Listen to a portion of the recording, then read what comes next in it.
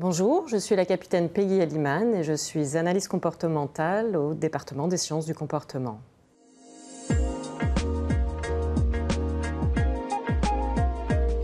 Le département des sciences du comportement, c'est un département qui existe déjà depuis plus de 20 ans.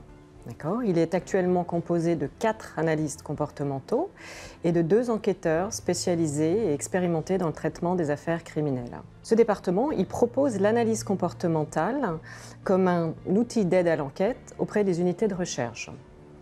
Il a pour champ de compétences toutes les atteintes graves à la personne, notamment les homicides, les disparitions criminelles, les viols et les violences sur mineurs.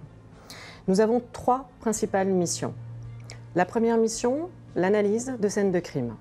C'est-à-dire qu'il s'agit pour nous d'établir un profil de personnalité d'un auteur inconnu à partir des éléments d'une scène de crime, c'est-à-dire les constatations, le rapport d'autopsie, mais également le rapport victimologique et toutes les expertises effectuées par les sciences forensiques.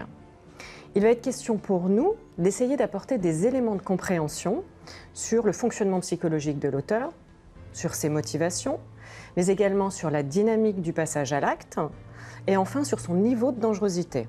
À partir de ce travail-là, on va être aussi capable de proposer des orientations d'enquête ou de prioriser les pistes de travail évoquées, déterminées par le directeur d'enquête.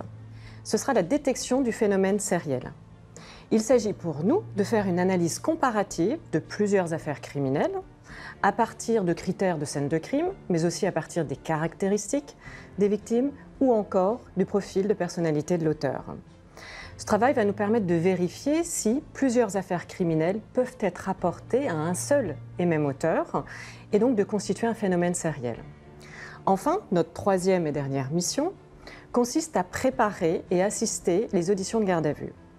C'est-à-dire qu'on va préparer une stratégie d'audition à partir des éléments de personnalité du mis en cause, mais également à partir des critères de la scène de crime. C'est un travail de collaboration étroit avec le directeur d'enquête ainsi que les enquêteurs chargés de la garde à vue. Ensuite, on va pouvoir proposer une assistance, soit en présentiel ou en distanciel, une assistance au moment des auditions de garde à vue, pour apporter une aide simultanée, on va dire, à la conduite des auditions. Tous les personnels du département sont officiers de police judiciaire, à compétence nationale, et ils vont rendre leur travail sous forme de procès-verbal. Enfin, le département dispose d'une permanence opérationnelle lui permettant de se projeter sur scène de crime à tout moment.